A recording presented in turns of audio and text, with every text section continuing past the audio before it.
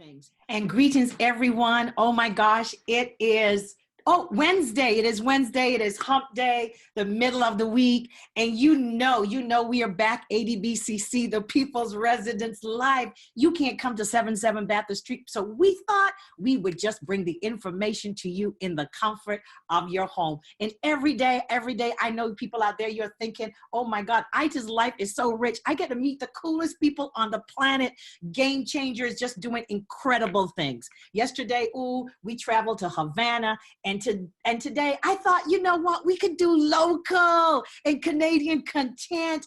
And just as we were like moving around the world, with our satellite thinking, who would be the game changer that we could speak to today? And zap, one time, it was like that. It's almost our satellite picked up the traction. And it was none other than Dr. Jill Andrew, who came on our radar. And as you know, Dr. Jill Andrew is the MPP for Toronto-St.Paul's, the NDP cultural critic, and the women's issues critic for the official opposition. Jill is also a member of the Standing Committee on Public Accounts at the Legislative Assembly of Ontario. Should I go on bragging rights? I am with royalty. Jill is the first Black and queer person to be elected to the Ontario legislature, and reportedly in Canada, way.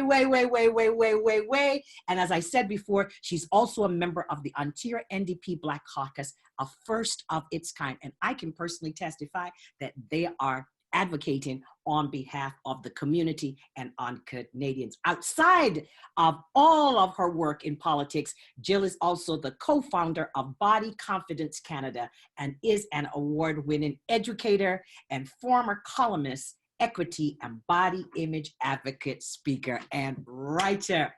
Jill, it is exciting to have you today at the People's Residence podcast at noon. How are you doing today? Very much for having me today. I really appreciate it. How am I doing? The days bleed together, Ita, which I'm sure you can relate to. Yeah. But what this time has taught me is for us to really put on our thinking caps and be ready to speak out loudly about our needs, about our wants, about the supports we need as a province. We don't only need a COVID-19 response, we need a COVID-19 economic recovery, and that has to center the arts. It has to center our cultural sectors. I am overwhelmed, quite frankly, by the number of artists across the sector who have donated their time, free presentations popping up, concerts, visual arts, thespians, authors, poetry, everything you can imagine is being generously shared with our communities across the world, as a way to help keep people's spirits up, as a way to address, the inequities that we're dealing with. People are turning to the arts once again. And I really hope that governments, and in my case, the Doug Ford government is paying attention to, which sectors have stood up and said, hey, my hands are up and we're ready to help, and culture has certainly been that. I don't have to tell you the numbers. Our sector, produces hundreds of thousands of jobs a year. North of 280,000 jobs a year, and represents 25, sometimes I've seen $27.8 billion dollars annually of our economy. So this is an industry that we need to pay attention to. And it can only be the big giants. It needs to also be our small and medium and our community-based local organizations. So I really appreciate the opportunity. Many of us are exhausted. I'm exhausted, but goodness gracious, what better way to be exhausted than to be helping community, talking to community every day, catching jokes, even during COVID, there's still opportunity for us to find moments to laugh, and that is okay. And there should be no judgment attached to that, because we have to survive this. And we have to survive it mentally as well too, Oh, it's one of the beautiful things about this time, and as storytellers, yes. we can appreciate. It's like little always trumps big. You know what I mean? Weak always overcomes, So so as a storyteller, I'm comforted in the fact that, oh my gosh, no, the attention on frontline healthcare workers, the attention on artists playing such pivotal roles now in COVID, the invisible being now visible, the heroes and sheroes, all the clapping and all that's happening. We knew that all the time, but we weren't telling our children that these folks were heroes and sheroes, ordinary working class people making the communities work, the province work, our lives work. So here now the spotlight is on everybody. But who's shining is as you rightly said, artists and all those people who are really necessary. Well, essential workers, right? I think what COVID-19 has done, a lot of people have said, oh my gosh, these inequities, I never thought of them before.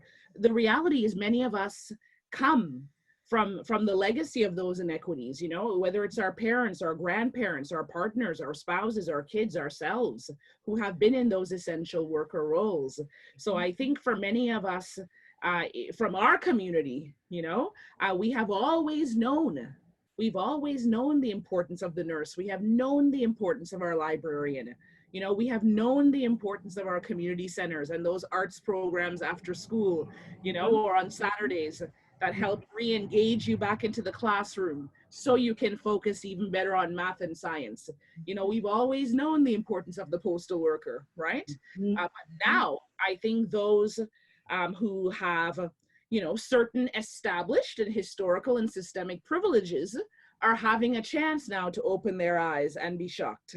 So what I'm hoping is beyond COVID-19, that we continue to treat the heroes and sheroes and theros as the heroes that they are, and that we pay them as such, and that while we're transitioning to a, opening economy, that we provide PPE for those essential workers who need it, and that while we're telling people to go back to work, we have a government that's ensuring that workplaces are inspected and are safe and are healthy and well for folks to go back to work, because we can't ignore the privilege divide here, right? There are some who have been able to not go to work, or work from home, but then there are those who had no choice but to stay at work, and they shouldn't have to compromise their health because they're essential workers. So, and I'm glad that you're looking forward. And my question is what new job opportunities do you see emerging out of the cultural sector, especially for our young people, and the impact of those jobs, let's say, in our healthcare system, as we respond to seniors and people with disabilities? What are some of those new opportunities that you see coming? I absolutely see more artists, communities, cultural workers working in tandem with seniors, quite frankly. I think this is something that will continue to bloom. I know that there are many musicians, who have supported, worked with, done Zooms with seniors and long-term care residents currently. But I see an opportunity for more of a community response role for cultural workers. How can cultural workers, use the digital space? Because many of our festivals, many of our events that have now been canceled or having to make that transition online. I see the digital sphere as being the future for a post-COVID recovery.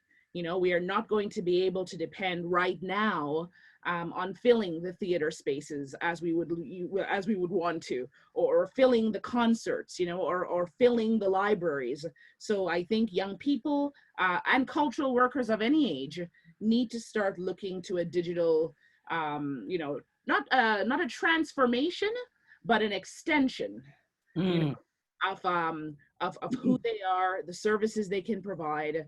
And I really feel that there's an element here for mental health, for wellness, for self-care, that the art can provide. The arts can provide a new channel around how to tell stories, how to document what's happening. We're going to need documentarians, We're going to need ways to harness the stories from people who have not even yet come up with the words to tell of their experiences. I think of the families I've spoken to with long-term care residents who have passed, and as I was listening to some of these stories, and maybe it's, my own training back in the day in theater and whatnot, as I was listening, I was seeing scenes, I was seeing documentaries. I can see that there's going to be creative opportunities for us to tell the story of COVID-19 to generations to come. And then one of the other exciting things too are for people too who are in design. What are the technologies that you're going to design? And I know this is happening here as we speak. People are looking at those innovative ways. Am I going to make the new respirator or the new whatever? But I'm mindful that I was watching a news clip in Jamaica, and here was this very relatively young man, and him and a team of people had put together this respirator, and they were working at it. This was the thing that I loved the most about that interview. And they said to him, "So, how did you get your team together?" And this is what the guy said. He said, "I thought about the smartest people in Jamaica and I called them up. Well, the smartest people happen to be people who were like under 30. Right? Oh, I love that part, but again, to put their skill sets together to imagine that we can produce a machine and design. And I know that Dorian at the OCAD and her yes, Dean Dory. Yes, right, Dean Dory. She's doing a fabulous job down there, and I know that she's probably amped up, thinking about all the possibilities that her students can be engaged with. So that is the exciting part also too about the potential. So parents, when your children say they're in the arts, don't go like, "Oh my God, headache time, we are gonna make no money." Yes. Bigger world. And this is where, as official opposition, we have to ensure, because as you know, even before COVID-19, arts education wasn't quite getting the respect and the attention and the funding it needed by our province. In fact, many arts educators, we had 10,000, teachers lose their spots at the TDS, well, not just the TDSB, but at school boards across the province, right? We've seen cuts to arts education. So we have to ensure that now, post-COVID, or whenever we get to that post-COVID spot, that arts don't become the frill, right? As Mike Harris called it back in the 90s. No, Jill, arts program. Whatever took place before COVID is yesterday. It's done. What the beautiful, the important thing to know in all of this, COVID is not a friend of anybody. It's class, race, color, age, whatever. So in post-COVID, in this time now, it's the opportunity to make up a whole new day and a whole new set of rules. Right. And before I get to that question, though, I want to ask about this. So here we are, one more time in the world of the background of the summer carnival, the pink in my hair, the Book of Negroes, Ian Williams winning the Giller, Jamia Zuberi taking Carnival into Pride, and on and on and on. All of these wonderful things that we've brought into the province, into this country, the backdrop. But oftentimes it seems as though that our presence as Black cultural artists or African Canadians or Canadians of Caribbean ancestry, that our presence are decorative, it's fleeting, it's a moment. So let's roll them out at Black History Month. Let's roll them out of the summertime with the carnival. Yes. What is it that we can, what is your thinking of how now we can disrupt that temporary presence that we bring into a society which is based largely on popular culture that we influence as people of African descent? Well, as I always like to say, you can't just love the culture, you got to love the people, right?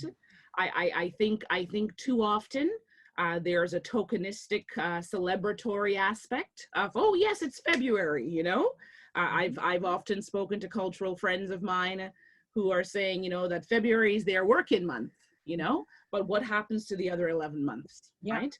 So we definitely have to move away from this sort of a tokenistic, additive approach to integrating Black African diasporic identities, ways of knowing, our experiences, our expertise into the larger landscape. So I happen to know that the Canadian Black Chamber of Commerce, for instance, along with Black Business Professional Association, and Yes. many of our community leaders and aspirative, figures have proposed to Ford an idea, and I'm going to get it right. Yes, the creation of a Black Economic Community Leadership Network. And in my opinion, and in the opinion of the official opposition, this is something we wholeheartedly support. In fact, as part of our Save Main Street proposal to Ford, which he has up to now ignored, we were proposing rent subsidies, we were proposing direct funding to small businesses, arts organizations that are small businesses, nonprofits, charities, but the point I'm making is, moving forward, Black voices, voices from the African diaspora, African Canadian voices, we need to be at the economic recovery table.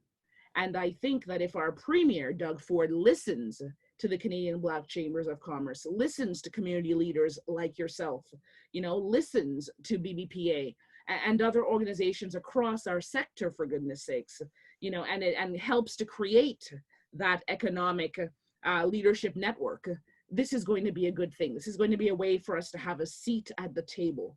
It's not my quote, but I often say, if you're not at the table, you're on the menu. That's right. Yes.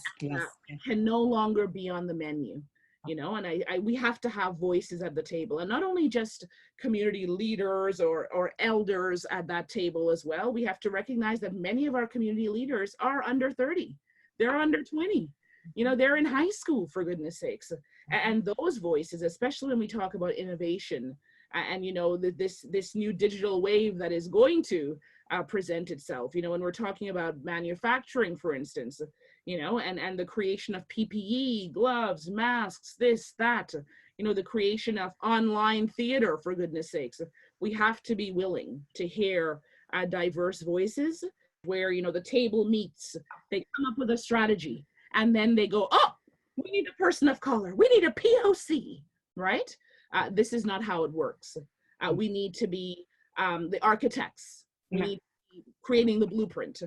And also too, we want to be at the table, but we also want to make sure that we have our placemat with our names on it. And the reason that I said that is in looking at a lot of reports, looking at festivals and the arts and the impact of arts in Ontario, I never ever see the carnival, the summer carnival, the Caravana, really treated with any level of respect. One of something that could be used as a model in the world if we supported it in the right way. But when I look at the reports being published by the government, the different levels of government, it's a fleeting reference. The only time that you really get a drill down analysis of the carnival, it is something that the carnival itself commissions, or it's a report by the carnival. So the documentation of the work that we are doing is equally important, because if we disappear, then nobody would know the impact that we had on the societies. So that brings me then to something that is also to a challenge in our community. Over the years, and you know this, we have always asked for space, for those spaces where we can gather, for those spaces where our children can see that we have infrastructure in capacity. But for some reason, I don't know, is it in the water? It's a DNA thing. I have no idea. We never could see to gain support to build infrastructure and cultural spaces in this country. We're good for programs. We're good for temporary, but permanence, the planting deeper of roots. Yes. That is the thing that eludes us. And even in the COVID time, yes. I'm amazed to see that still when people talk about capital, we're not capital people. We're not infrastructure people. We're program. How can we address this, and what are your thoughts or your plans that we can work with you guys to disrupt this lack of support for our spaces of respect? Well, it's interesting you should mention spaces. As you know, we have a housing crisis, we have a homelessness crisis, we have an affordable housing crisis. Mhm. And, as official opposition, what we have been consistently fighting for and demanding from Ford is, we need to build homes. We need to build places for people to live that are affordable. But what we also need is the community infrastructure to be in place to support those ballooning homes. So, when we have condos going up that no one can afford, right? I call them shoeboxes in the sky, right? That are, this is for profit. These are developer buddies that are getting the lion's share of this benefit. There's nothing coming to the community. So what we have to do, we have to have responsible development, and we have to have development that comes with community infrastructure. And by that, I mean our community centers, I mean cultural hubs, I mean more places like NEA Center for the Arts, these are the kinds of things that we need, because while programs are essential, it is about that root, it's about that foundation, it's about owning our own land, so to speak, right? And owning our own businesses and owning our own organizations, where we can see generations come and, fill our spots when we are gone, as opposed to a situation now we're seeing where, so many small organizations I've been in touch with, small business owners, women owners, racialized owners, Black owners, who want to survive but can't, because they've said to me, federal loans, it's a start, but I can't take on any more debt. The loans, the deferrals, not what we need direct funding, So again, we've been arguing for that direct funding to get to the hands of people. So it's not a matter of waiting to see if your landlord opts in or opts out. It's not a matter of waiting to see if your, residential landlord says, okay, don't worry, take a month off of rent for me, we'll manage. This can't be an individual transaction.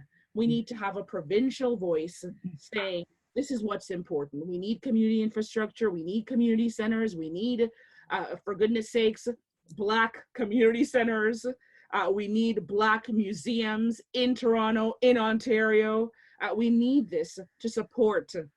Yeah, but here, but this is here is something now I'm going to put out there. So we need all those things. And this is COVID. The world is hurting. Everybody's hurting. Housing, whatever. And so I'm in a meeting, and I say, here I am to present my vision of the cultural space again. And they say, well, if there's a pandemic, would you be relevant? What do I say to that? What do I say to that? What would I say? So why would you need a building? But just in case nobody can come to it in the future, it seems like you're doing all right now. But if we have this thing and nobody can come, why would we want to give you space? What would you say to that? Why not? Why not? Because it's funny, everyone who often says, all the decision makers who decide who gets space and who doesn't, they have space. They already have space, right? So we need our spaces as well too. And this is not about segregation. This is not about pluralism. This is about having spaces where we can thrive, having spaces where young people can know that no one's going to put them out, know that their faces, their stories are going to be on the walls, on the bookshelf. Noise is music. Right? Noise is music. Right. This is crucial. Yeah. It's crucial.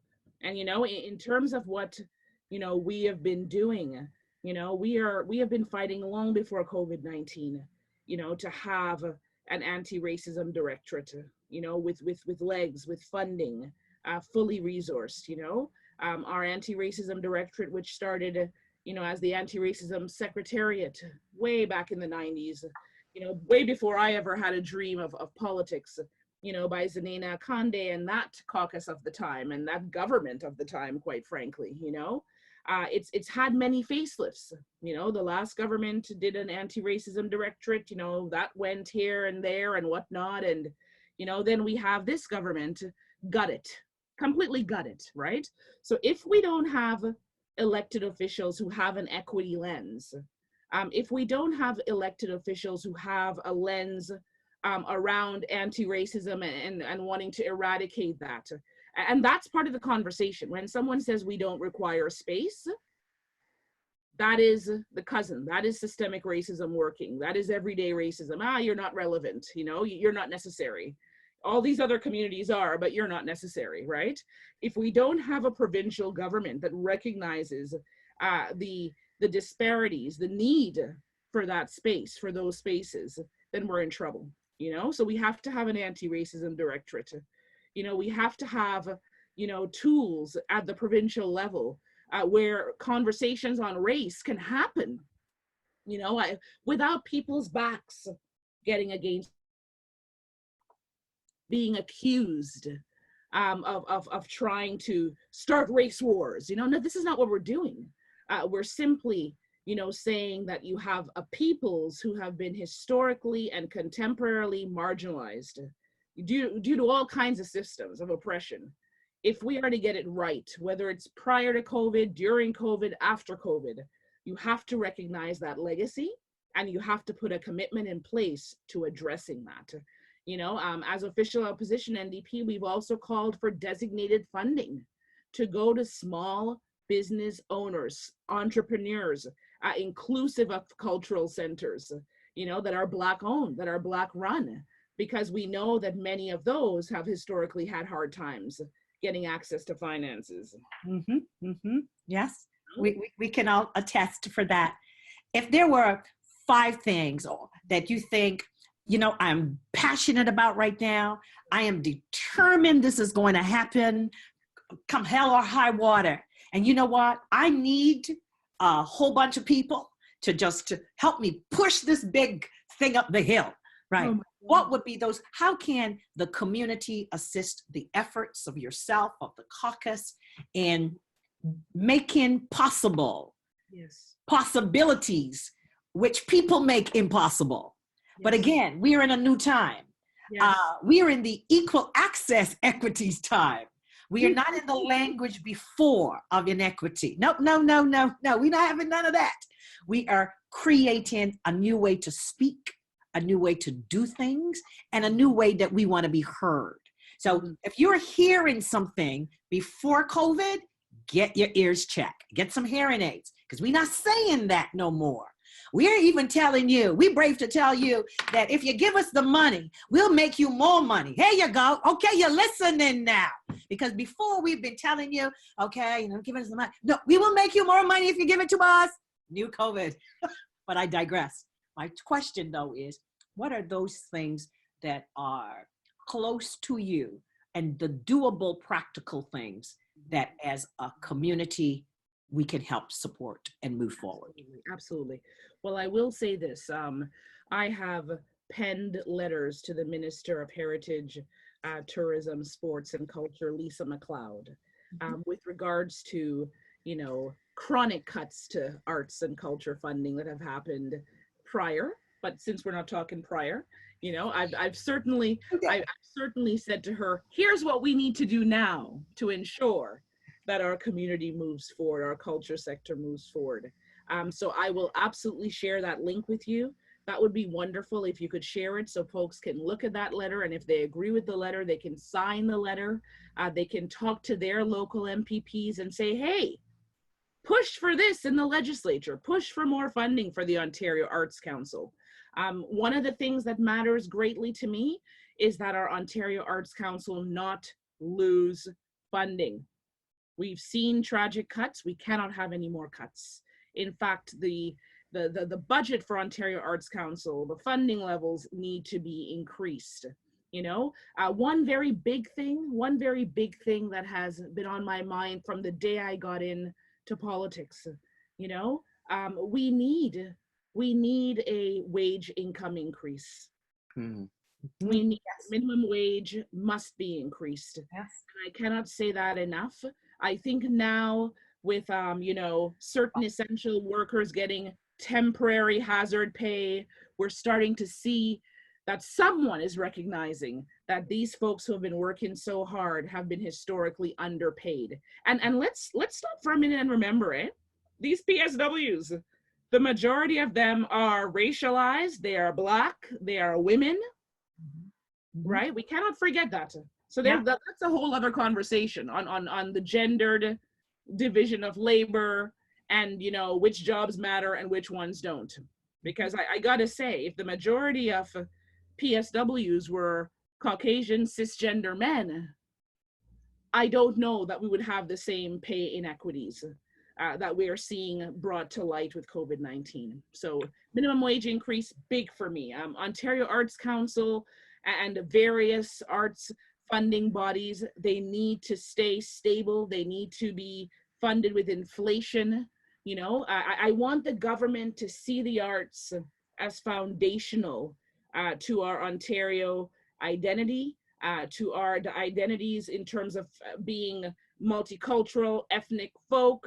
And it's not just for us. This is for the whole of Ontario, for goodness sakes. You know, I was chatting with some ethnic media producers and whatnot, you know, and recognizing that even them, they are struggling as well. You know, so we have called for an ethnic media stabilization fund, you know, to ensure that our community's letters and radios and TV producers, you know, the 250 different ethnic communities and media sources that are out there get the funding they need from our provincial government. You know, what else would I like to see? You know, Anthony Morgan wrote an article some time ago, right? About why Canada needs a national policy for Black arts. yes. Beautiful. I thought it was like a Hannah Hasty moment, like letter to my daughter kind of thing. Yes. It was stunning. It was stunning. Yes. And you know, what I will say here, you know, this is something that our country should really take under consideration. Excellent. And that is what I will say. And I think it is something that our province could really take under consideration. Because and it is something our community, yes, right, should take on. Yes. Well, you see, we take it on, but let me tell you this, and it's not a criticism, it's just an observation. We are so good at taking things on, right? And we are so good at blood, sweat, and tears, you know, but what we also have to do is ensure that the legislation writers, right, are also taking it on, you know, because if we're not working together, it might become a program. It might become an incentive. It might become a good idea, an initiative, right? But it doesn't become part of the brick and mortar. It doesn't become part of the DNA of our province, right?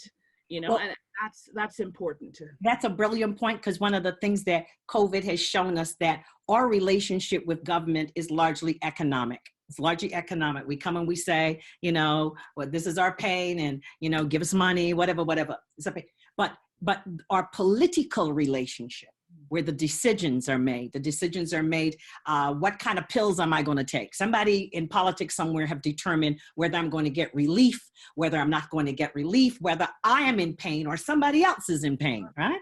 So so this time has really showed us how we have to repurpose our relationship with government, that is not on a one track. Yes. But but the political level is also all those people too out there who are thinking of running for policy. You go. Can I tell you? Establishing the relationships with bureaucrats. Absolutely. One thing too that you raise, and it's a good thing, and something that we are seeing, and it's back to the PSWs, where increasingly you hear there's a need for training. Mm-hmm. Training. And the more it is said, sometimes you get the sense that when the training comes, the people who are at the front line right now as the PSWs are the people who are not going to be the trained people who will have the jobs. They will have to start all over again in training. So my question is, what is that buffer that we can have that will ensure that people who are right now working really hard, you're not going to get displaced because people want to displace you by saying you're not properly or adequately trained. Therein is a great area. That's a very good question. That is not one that I have pondered before. So it's certainly something that I'll take back and reflect on. Mm-hmm. You know, having had PSWs myself, you know, bring me back to life, right? Mhm. My PSW was a Black woman, and other racialized women. You know, my mother had PSWs. I'm not here to say that any PSW I know, you know, or the PSWs that are working around the clock, that they Mhm. don't have training. I would never say, or that they need Excellent. more. To me, Excellent. what PSWs need is support. Thank you. That support comes in the form of pay equity. That Mhm. support comes in the form of having PPEs, you know, having access. It is unconscionable. It is unconscionable. I was just on the grapevine the other day listening to a PSW. I feel like her name was Kelly, Mhm. right? How is she supposed to do her job? How is she supposed to give all of that care and compassion to that elder when Mhm. she doesn't have the equipment she needs? Exactly. When Mhm. she must now put her family in harm's way to protect her long-term care home family? It Mhm. is not fair. And that is why we have called for that public inquiry, an independent, nonpartisan public inquiry into long-term care. And as you might know, Doug Ford and his caucus said no, Mhm. right? Mhm. They want Mhm. to do a more internal review, you know, behind the drapes. In my opinion, anything done behind the drapes in politics, anything that can't be transparent in politics is a problem. I know that your schedule is jam packed, and I also want to say, in a serious note, we appreciate your efforts, the efforts of the caucus, because you hold all our aspirations, our families, our triumphs, all those things. I know that you carry in your hands, in your hearts. So thank you for this opportunity to come on and to share with Ontarians. For all those who are listening, you're listening to a Different Book List Cultural Center, the People's Residence. Yes, we've got TV. Can I Yes. say one thing? Can I say one last thing as well too?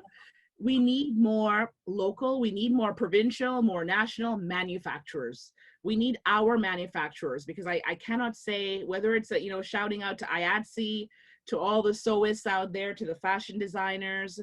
Culture has switched its gear in many ways. And, you know, if we had more manufacturers, we could have made more PPE right here. So Yes. the Yeah. shortage that so many people are dealing with would not be happening.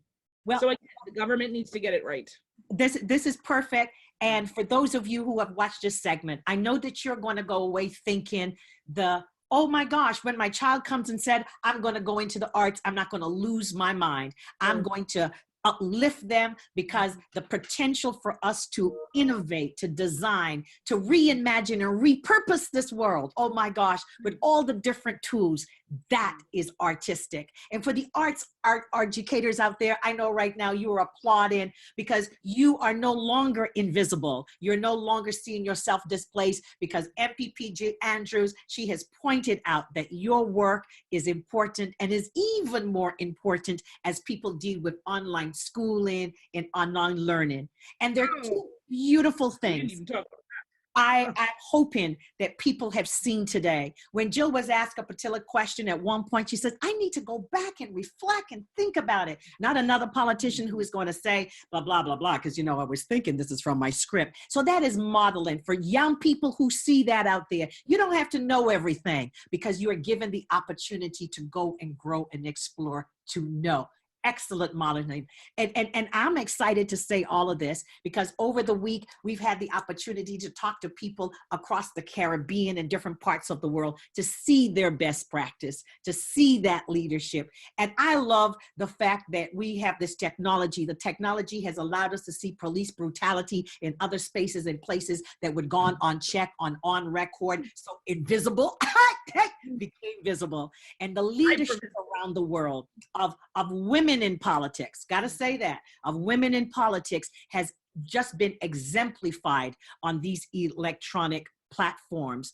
And the other thing too that you mentioned, and is your call for us to come together, not to think of programs, not to just share our pain, but also to approach the economic political system in a whole new way. And it is not in the way to tell us what you can do for me, but to boldly come to say, I am here, and how are we going to do this together? Yes, demand, not ask. Together. So love you, love you, love you. Have a fantastic day. And thank you for the privilege of having this interview with you. Thank you. Thank you very much.